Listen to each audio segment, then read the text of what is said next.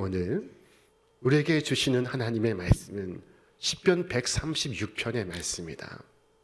이 26절의 말씀의 각 절마다 그 인자하심이 영원함이로다 하시는 말씀이 반복되고 있습니다.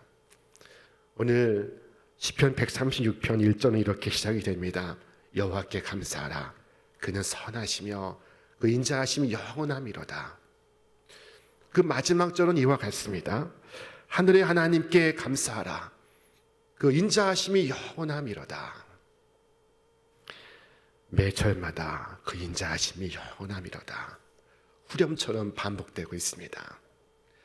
본래 이 시편은 예배에서 함께 노래를 부르는 찬양으로 지어졌습니다. 자, 선창자가 하늘의 하나님께 감사하라 라고 외치면 온 회중이 그 인자하심이 영원함이로다 라고 화답했습니다. 어른이나 아이나 남자나 여자나 음악을 배운 자나 못 배운 자나 모두가 이 합창에 참여하였습니다. 자, 하나님의 인자하심이 영원하듯이 우리의 찬양도 영원할 것입니다. 우리의 부르는 찬양은 이 땅에서 저 천성까지 이어질 것입니다. 하나님의 인자하심이 끝나지 않는다면 우리의 찬양도 끝나지 않을 것입니다. 자, 성경에는 마따니아라는 이름을 가진 한 사람이 등장합니다. 이 이름에 놀라운 뜻이 있습니다. 하나님의 선물이라는 뜻을 갖고 있는 것입니다. 여러분, 그가 하는 일이 무엇이었는지 아십니까? 그는 성전에서 예배를 돕는 역할을 하였는데 그는 감사의 말을 선창하는 지휘관이요, 지휘자였습니다. 자, 그가 어떤 사람이었는지 한번 성경에서 보겠습니다. 또 아삽의 증손 삽디의 손자 미가의 아들 마따냐이니 그는 기도할 때 감사하는 말씀을 인도하는 자가 되었고, 그는 감사를 인도하는 지휘자입니다. 회중들이 한 주일을 살며 일상에 치여 원망과 불평으로 예배에 나올 때가 있습니다. 자, 그런데 감사를 인도하는 이 마따냐를 통하여 그들은 하나님의 은혜를 상기합니다. 하나님의 은총을 기억합니다. 여러분, 이 감사의 문을 통해 하나님의 임재 앞에 서게 하는 일이 얼마나 복되고 아름다운 일입니까? 자, 우리 교회도 가정에도 일터에도 이 마따냐 같은 사람이 많기를 바랍니다. 그리고 바로 여러분이 그 사람이 되기를 바랍니다. 가정에서 일터에서 삶의 모든 순간순간에 감사를 인도하는 자가 되시기를 축원합니다. 자, 시편 136편은 크게 두 부분으로 이루어져 있습니다. 한 부분은 하나님의 창조하심에 대한 감사요. 다른 한 부분은 하나님의 구원하심에 대한 감사입니다. 감사는 많지만 이 두 가지 속에 다 들어 있습니다.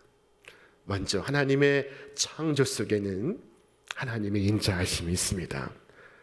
오늘 시편은 큰 빛을 주신 것에 대하여 감사하라 라고 말씀하고 있습니다. 그는 해와 달을 만드셨고 그리고 별을 지으셨습니다.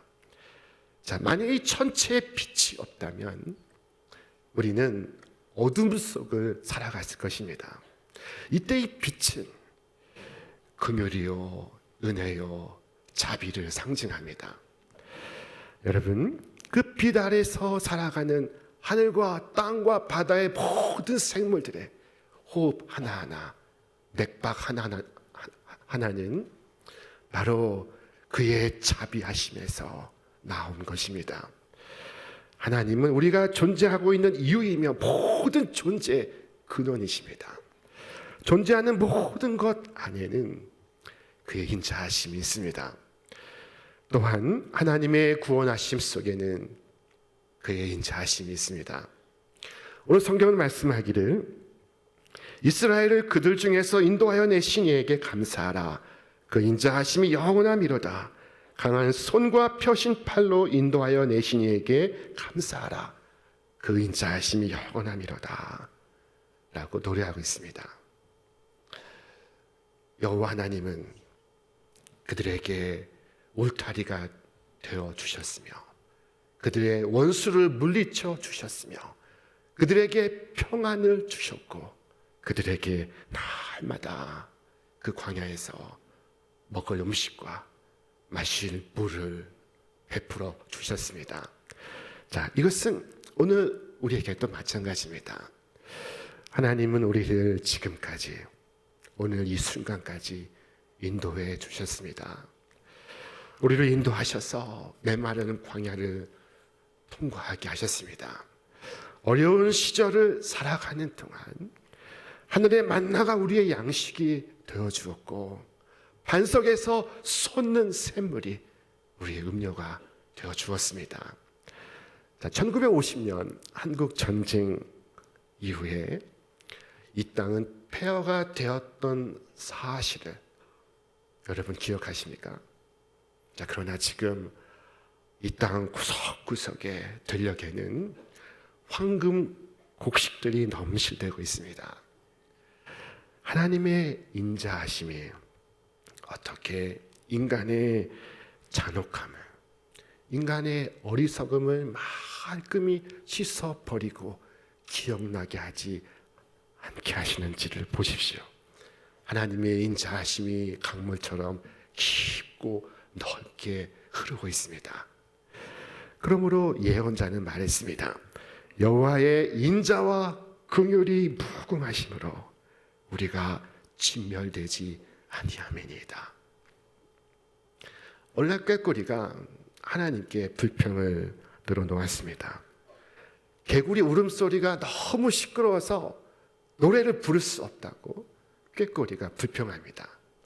그때 하나님께서 말씀하셨습니다.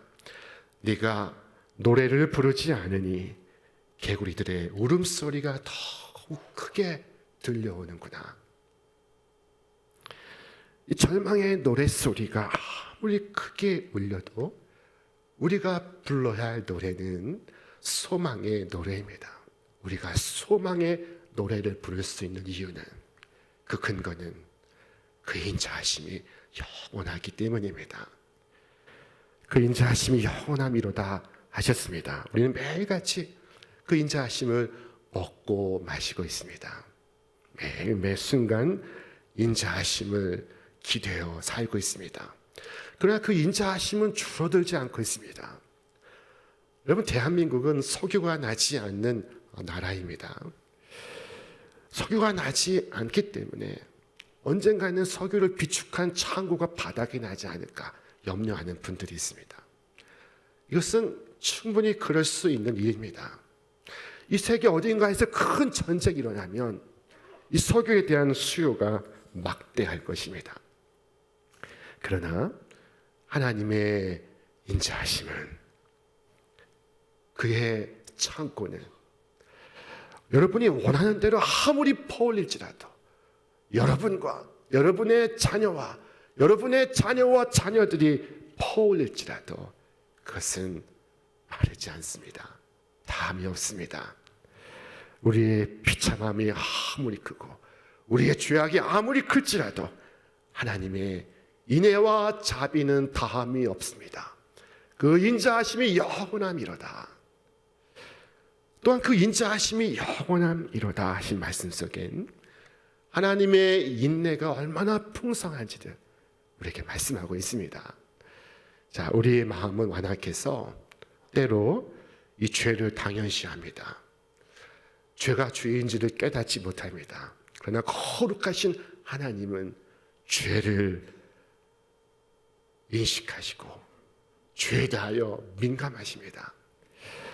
자, 우리는 죄가 죄인 줄 모르나 하나님은 죄로 인하여 괴로우십니다. 그러나 하나님은, 하나님의 인내는 모든 것을 참고 모든 것을 견디며 모든 것을 이기십니다. 어느 날 유명한 무신론자 로버트 인고솔이 하루는 강의 중에 탁상 시계를 데스크 위에 올려놓으면서 말했습니다. 자, 내가 지금 하나님께 5분간 시간을 주겠다. 내가 5분 동안 하나님을 저주할 터인데 그동안에 나를 심판할 수 있기를 바란다.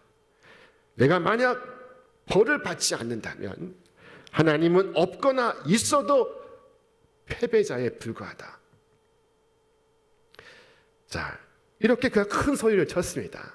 그리고는 5분 동안 저주를 쏟아내기 시작했습니다. 5분이 지나는 동안 아무 일도 일어나지 않았습니다. 그는 말했습니다. 인간이 승리자요, 하나님은 패배자다. 여러분, 과연 하나님이 패배하신 것일까요? 하나님이 실패하신 것일까요? 오히려 그 인자하심이 영원하신 하나님의 인내를 5분으로 제한시키려고 했던 이 로버트 인고솔이 패배한 것은 아닐까요? 이 대담하고 무도한 죄인조차도 하나님의 오래 참으심의 한계를 제한하지 못했습니다. 오늘도 수천 수만의 죄악이 하나님의 눈앞에서 벌어지고 있습니다. 아무리 참을성이 좋은 사람도 화를 폭발할 수 있습니다. 그럼에도 불구하고 하나님께서는 진노를 누르시고 칼을 칼집에서 꺼내지 않으십니다. 이런 배역한 무리들을 당장에 벌해야 한다는 목소리가 높아도 그것은 하나님께서 원하시는 방식이 아닙니다. 하나님께서 말씀하셨습니다. 주 여호와의 말씀이니라. 죽을 자가 죽는 것도 내가 기뻐하지 아니하노니 너희는 스스로 돌이키고 살지니라. 여러분, 사람들의 인자는 다 할 수 있어도 하나님의 인자하심은 영원하십니다. 그리고 하나님은 끊임없이 그들을 회개의 자리로 초대하고 계십니다. 살아계신 하나님에 의해서 그들은 그의 의식 속에서, 무의식 속에서 거의 매일 양심의 가책을 받고 있습니다. 거의 매 순간 하나님의 음성을 듣고 있습니다. 돌아오라, 돌아오라, 이제는 돌아오라. 하나님께서는 당신의 인자하심으로 죄인들을 초대하시고 당신의 심판으로 죄인들을 경고하시며 돌아오라, 돌아오라 말씀하시고 있습니다. 그래야 결국 하나님의 그 은혜에 굴복하고 그들이 허물고자 했던 그 교회 안에서 하나님께 예배하는 일들이 역사 속에서 비일비재하게 일어났습니다. 어느 날 파도가 크게 치던 날 해안가에 떨어져 있던 한 배가 암초에 부딪히고 말았습니다. 이제 곧 배는 산산조각이 나서 침몰하게 될 위기에 직면했습니다. 그때 구조를 위해서 해안가에서 헬리콥터가 떴습니다. 그리고 헬리콥터에서 한 줄을 내려보냅니다. 얼마나 다행스러운 일입니까? 자, 그렇게 배 위의 모든 사람들이 그 밧줄을 붙잡고 있습니다. 그 줄에 매달려 있습니다. 그 줄은 얼마나 버틸 수 있을까요? 얼마나 많은 사람의 무게를 견딜 수 있을까요? 바람은 매섭게 불고 파도는 크게 출렁이고 있습니다. 이 밧줄은 무사히 그들의 무게를 견디고 해안가에 도착할 수 있을까요? 주님의 십자가를 의지하는 자는 그런 걱정을 할 필요가 전혀 없습니다. 하나님의 인자하심은 영원하기 때문입니다. 그의 자비는 견고하며 그의 인애는 영원합니다. 하나님의 구원은 거기 매달린 모든 영혼을 무사히 해안가로 데리고 옵니다. 그 가운데 가장 흉악한 죄인이 매달려 있었습니다. 자, 흉악한 죄인이 하나님의 인자하심이 하는 밧줄에 매달려 있습니다. 그래도 그 밧줄은 그의 무게를 감당합니다. 그를 능히 안전하게 육지로 데리고 올 수 있습니다. 자, 바울이 고백한 것을 들어보십시오. 우리 함께 읽겠습니다. 미쁘다 모든 사람이 받을 만한 이 말이요 그리스도 예수께서 죄인을 구원하시려고 세상에 임하셨다 하였도다. 죄인 중에 내가 괴수니라. 때때로 이 풍랑이 우리 마음속에 불어올 때가 있습니다. 풍랑은 이 세상에도 불지만 우리의 마음속에도 불어옵니다. 때로는 가정의 문제로 정신을 집중할 수 없습니다. 때로는 직장의 문제로 정신이 나갈 때가 있습니다. 때로는 너무 기쁘고 때로는 너무 슬퍼서 기도할 수 없습니다. 여러분, 그러나 그때에도 우리의 심령 상태가 바다처럼 변덕스럽다 할지라도 하나님께서 우리를 받아주신다는 사실에는 변함이 없습니다. 자, 우리의 변덕에도 불구하고 한 가지 분명한 사실이 있습니다. 그래서 우리가 고향이 되었든 침체가 되었든 하나님의 인자하심은 영원하다는 것입니다. 자, 성경은 말씀하고 있습니다. 우리는 미쁨이 없을지라도 주는 항상 미쁘시니 자기를 부인하실 수 없으시리라. 여러분, 오늘 이 자리에 나올 때 걱정 한 보따리를 지고 나오신 분이 있습니까? 오늘 여기 앉아 있지만은 여전히 장부책을 떠올리며 여전히 다른 생각에 빠져 계신 분이 있습니까? 여러분, 그 인자하심이 영원함이로다. 이 말씀을 붙들고 여러분의 보따리를 내려놓으시기를 바랍니다. 때로는 지금 당장이 아니라 먼 훗날을 또 걱정하는 분들이 있습니다. 내가 더 늙으면 어떻게 될까? 나의 친구들이 다 떠나면 나 홀로 어떻게 하나? 몸이 약해지고 걷는 것이 힘들게 될 때 나는 어떻게 하나? 여러분, 그때에도 하나님의 말씀에 귀를 기울이십시오. 우리 함께 읽겠습니다. 너희가 노년에 이르기까지 내가 그리하겠고 백발이 되기까지 내가 너희를 품을 것이라. 내가 지었은즉 내가 업을 것이요 내가 품고 구하여 내리라. 아멘. 하나님의 인자하심은 영원합니다. 오늘 말씀에 우리에게 세 가지 교훈을 주고 있습니다. 첫째, 하나님의 인자하심이 영원하기에 우리는 모든 사람에 대하여 소망을 가져야 됩니다. 우리는 사고를 치고 그리고 때로 범죄 연루가 된 자식이 있을 수 있습니다. 자, 그때도 저 아이는 못 말리는 애여서 내가 어떻게 해볼 도리가 없다. 저 아이는 돌봐줄 필요가 없다 라고 말할 수 있는 권리가 우리에게 있습니까? 없습니까?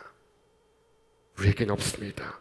왜냐하면 하나님의 인자하심은 영원하기 때문입니다.